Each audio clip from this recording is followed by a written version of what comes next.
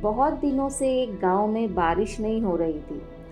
पुरुषोत्तम नाम का एक गांववासी उसके दो दोस्तों से कहा कि मैं एक साधु को जानता हूँ। वो साधु जब भी नाचते हैं बारिश ज़रूर होती है।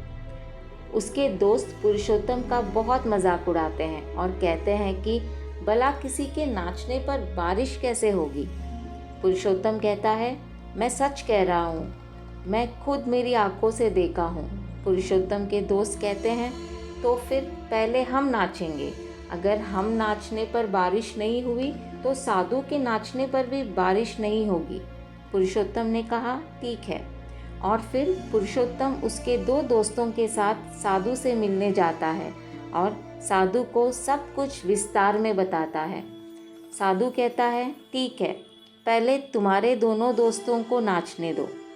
दोनों दोस्त में से एक नाचने लगता है। 1 घंटा लगातार नाचकर थक जाता है, लेकिन बारिश नहीं हुई।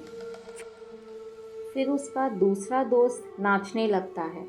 वो भी 2 घंटे नाचने के बाद थक जाता है, फिर भी बारिश नहीं हुई। अब साधु की बारी आई। साधु नाचने लगा। नाचते नाचते 3 घंटे बीत गए, बारिश नहीं हुई। 6 घंटे बीत गए, फिर भी बारिश नहीं हुई। नाचते नाचते शाम हो गई। तब अचानक बिजली कड़कने लगी और बहुत ज़ोर से बारिश होने लगी। पुरुषोत्तम तो खुश हुआ ही, लेकिन साथ में उसके दोस्त खुशी के साथ साथ आश्चर्यचकित हो गए।